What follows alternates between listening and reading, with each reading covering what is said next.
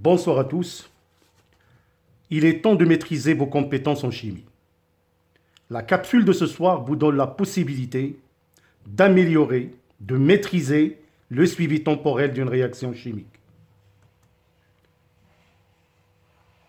Je vous conseille de suivre jusqu'à la fin la vidéo.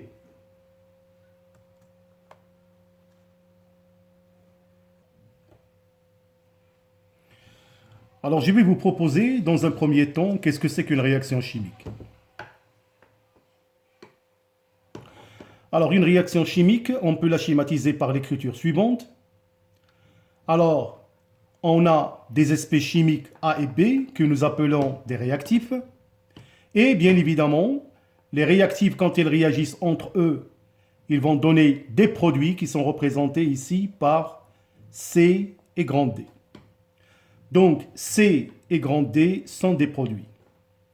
Remarquons que les réactifs réagissent avec des proportions que j'ai mentionnées ici par alpha, bêta, qui donnent gamma et delta. On appelle alpha, bêta, gamma les coefficients stéchiométriques.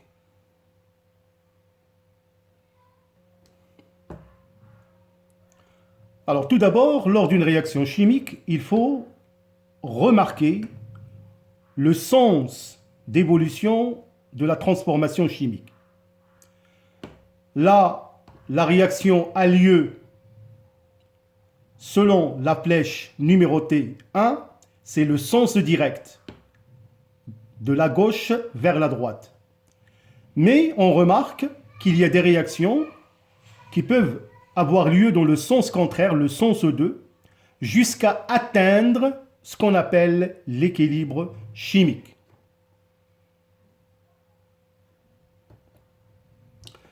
Le suivi temporel d'une réaction chimique ne peut se faire que par l'établissement de ce qu'on appelle le tableau d'avancement.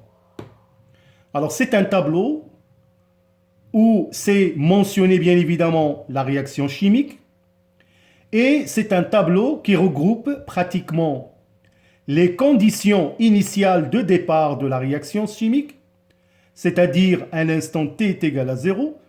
Là, on représente une variable x appelée l'avancement, et on mentionne sur le tableau d'avancement les quantités de matière des réactifs à l'instant du départ. Alors là, ils sont notés Na et Nb. Remarquons ici qu'à l'instant t est égal à 0, il n'y a pas encore formation de produit. Au cours du temps, la réaction évolue et on remarque qu'à un instant t, on a une quantité d'avancement x telle que pour le réactif A, on a Na moins alpha x. Pour le réactif B, on a Nb moins bêta x.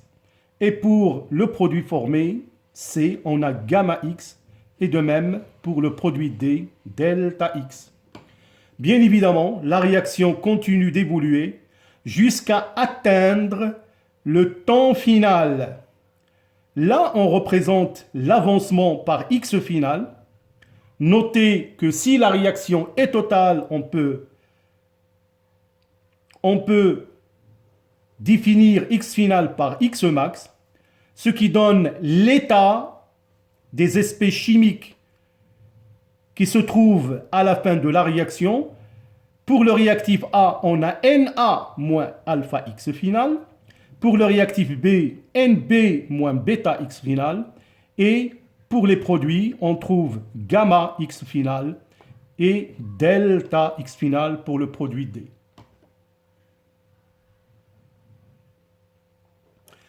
Alors, une fois on établit le tableau d'avancement, ce dernier nous permet de déterminer le réactif limitant.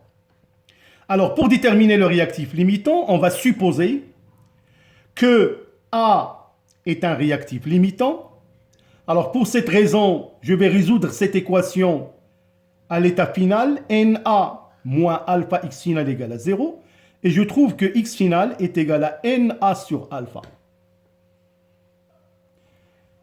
De la même manière, je vais considérer que le réactif B est aussi un réactif limitant, tel que NB moins bêta x final est égal à 0, et je trouve que x final est égal à NB sur bêta. Pour déterminer le réactif limitant, il suffit tout simplement de comparer les deux quantités Na sur alpha et NB sur bêta. Alors, si Na sur alpha est supérieur à NB sur bêta, alors dans ce cas-là, on peut dire que B est le réactif limitant. Dans le cas contraire, si on trouve Na sur alpha est inférieur à NB sur bêta, alors dans ce cas-là, c'est le réactif A qui est le réactif limitant. Alors dans le cas où les deux proportions, c'est-à-dire Na sur alpha, est égale à N bêta sur B, alors dans ce cas-là, on dit que A et B sont réactifs limitants tous les deux. C'est-à-dire qu'ils vont disparaître à la fin de la réaction. Alors, les deux types de réactions chimiques que nous allons étudier cette année, alors bien sûr, je vous propose la notion de réaction chimique rapide. Alors, qu'est-ce que une réaction chimique rapide? Alors, une réaction chimique est rapide, c'est lorsqu'on ne peut pas suivre à l'œil nu ou bien en utilisant les instruments de mesure tels que la mesure de la pression, la mesure du pH ou bien la mesure de la conductivité. C'est-à-dire que la réaction se fait tellement vite, moins d'une seconde, qu'on ne peut pas déjà la visualiser à l'œil nu ou bien la mesurer quelques paramètres que je viens de citer. Le deuxième type de réaction chimique que nous allons bien évidemment étudier cette année, c'est une réaction chimique lente. Bien sûr, la définition d'une réaction chimique lente, c'est lorsqu'on peut suivre son évolution avec l'œil nu ou bien avec les instruments de mesure.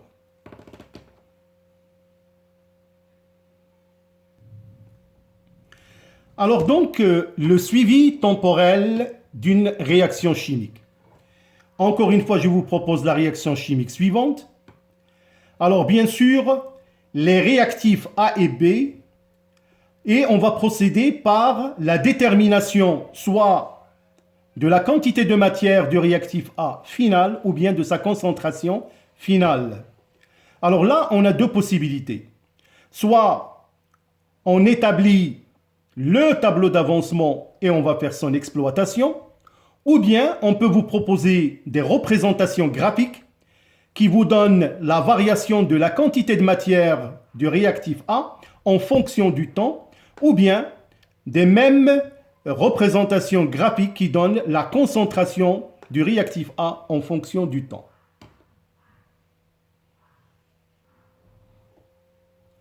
Alors dans certains exercices, on peut vous proposer une représentation graphique, par exemple là, la variation de la quantité de matière de Na, du réactif A en fonction du temps. Et on peut vous demander bien sûr de déterminer les différentes valeurs.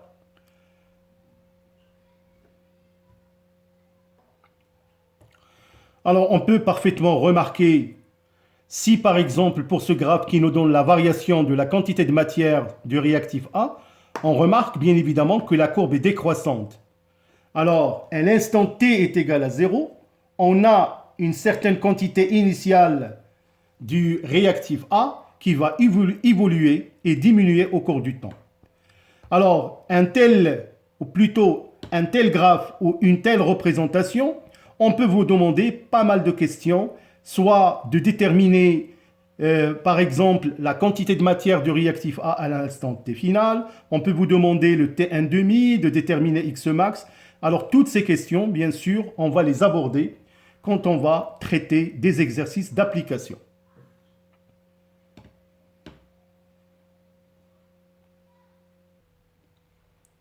Alors de la même manière, pour le suivi temporel, on peut par exemple suivre la quantité de matière qui correspond à la formation par exemple du produit C. Alors là, remarquons la variation de cette quantité de matière en fonction du temps, là, le graphe, il nous présente bien sûr une fonction qui est croissante. Et de la même manière, on peut vous poser pas mal de questions concernant la variation de cette quantité de matière. Alors parfois, on peut par exemple faire le suivi l'un des produits, mais par exemple l'un des produits est un gaz. Alors dans ce cas-là, au lieu de suivre la quantité de matière en fonction du temps, alors pour le gaz formé, on peut faire le suivi par exemple de la pression ou bien du volume du gaz formé. Alors dans ce cas-là, on peut vous présenter des représentations graphiques qui donnent la variation de la pression en fonction du temps ou bien des représentations graphiques qui donnent la variation du volume du gaz formé en fonction du temps.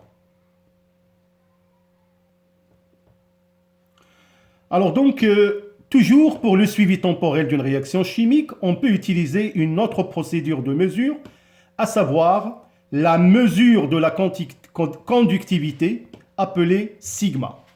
Alors là, comme vous pouvez le remarquer, je vous propose la réaction chimique suivante, alpha A- plus bêta B, qui donne gamma C+, plus delta D.